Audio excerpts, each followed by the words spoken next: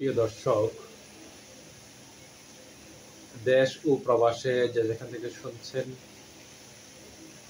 সকল দর্শককে শুভেচ্ছা জানাচ্ছি।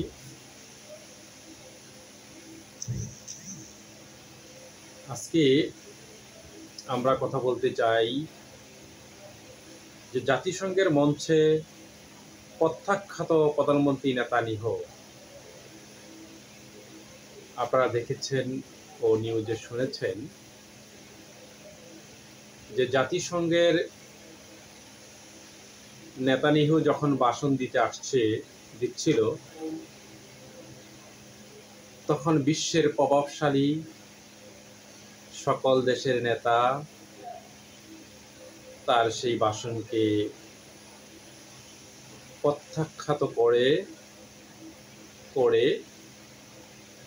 সকলে তার আসন থেকে ওয়াক আউট করে তারা বাহিরে চলে যায়। তার ভাষণ চলাকালে অধিকাংশ দেশের রাষ্ট্রপ্রধানরা, বাংলাদেশ সহকারে বিশ্বের প্রভাবশালী সকল দেশের রাষ্ট্রপ্রধান ভাষণ চলাকালে ওয়াক আউট করে। প্রিয় বিশ্ববাসী, এর থেকে লজ্জা, এর থেকে শরম আর কি হতে পারে? চর শুধু মারলেই হয় না, জুতা শুধু মারলেই হয় না, বলাই কিন্তু যথেষ্ট। তাহলে আমরা কি বুঝতে পারি? যে জাতিসংঘের সাধারণ অধিবেশনের ৮০তম সম্মেলন অধিবেশন চলাকালে শুক্রবার বক্তব্য দেন ইসরায়েলের প্রধানমন্ত্রী বেনিয়ামিন নেতানিয়াহু। তার বক্তব্যের সময় বেশিরভাগ দেশের প্রতিনিধি, রাষ্ট্রপ্রধানরা ওয়াক আউট করে। প্রায় শূন্য সম্মেলন কক্ষে নেতানিয়াহু তার বক্তব্য বলেন।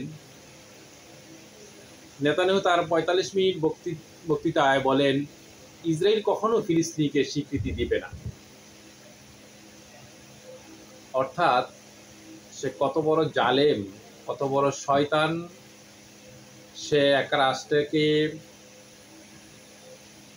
রাষ্ট্রের জনগণকে, রাষ্ট্রের শিশু থেকে নিয়ে বৃদ্ধ সকল মানুষকে নির্বিচারে সে হত্যা করছে, কিন্তু এখনো বলতেছে সে যুদ্ধ বন্ধ করবে না। তাহলে ইরান যে যুদ্ধ শুরু করেছিল তার সাথে, সেই যুদ্ধ থামানোটা মনে ভুল হয়েছে।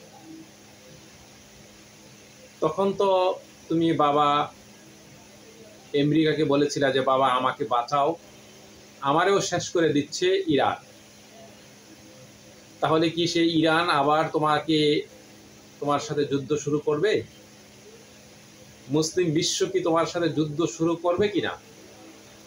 তুমি যদি এই যুদ্ধ বন্ধ না করো, মুসলমানের যত শক্তি আছে, মুসলিম যত দেশ আছে, সকল দেশকে ঝাঁপিয়ে পড়ে এই নেতানিয়াহুকে মাটির সাথে মিশিয়ে দেওয়ার জন্য উদাত্ত আহ্বান জানাচ্ছি।